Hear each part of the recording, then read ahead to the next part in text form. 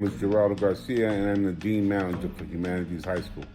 And I was introduced to Carlos through an old colleague of his named Bowie, Nathaniel Bowie. Carlos first came to Hume to help instruct us how to implement restorative practice. But Carlos showed me how to reach out to the kids and understand them a little better, so this way you can better help them help you.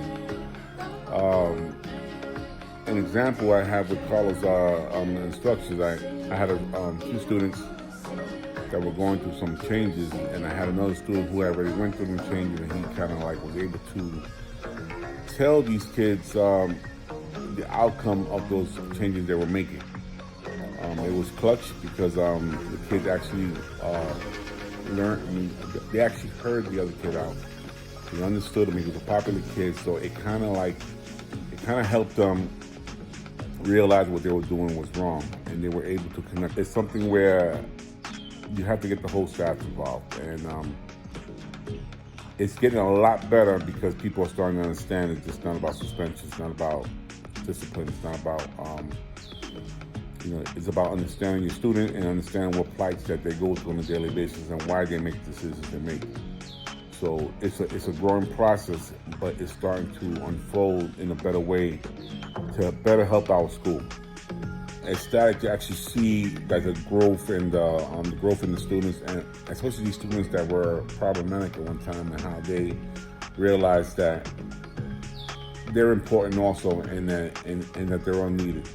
And when you show a student that they're needed, and you show them that you actually care about them and you are trying to help them, they reciprocate in a better decision, in a better way. Because these kids are going through a lot of things in life, and sometimes it's hard to reach them and it's hard to help them.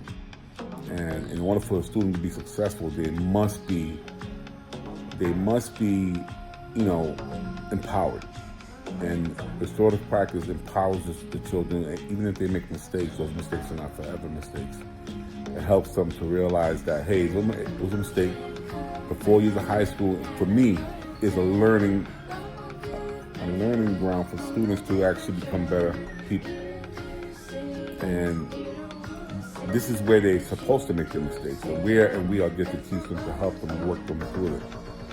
And I feel like as educators, that's very important. Social emotional learning is very important, because these students are going through a lot of different things in life, and they're going through a lot of pain, and they see things that they shouldn't see. And how do we reach them and still keep them focused so that they can actually, become successful and get out of that environment and help them escape that environment while they're in school.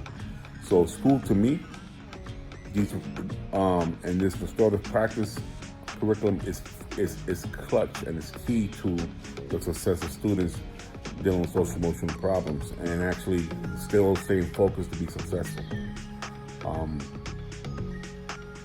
The work that we do is tiresome, but it's essential to their growth. It helps them to realize that no matter what goes on in life, there's still a way to be successful. Even if things are terrible, we really have to work hard and helping them to focus, because we're adults. We go through problems every single day, and we struggle, and we need the help as well. So imagine if we're adults and we're going through this and we have things a little bit figured out. How does a kid get to that level? And that level is best shown when you actually can show a kid a way out of a bad situation, or how to work towards success, and how to focus and how to do things differently. It's important. The social emotional learning and the restorative practice is very important, because they can carry these practices on into their real life when they have their families, and they're in their work situation. How do they avoid problems, and how to address issues without losing control? So this restorative curriculum is very important. And Carlos is a great guy.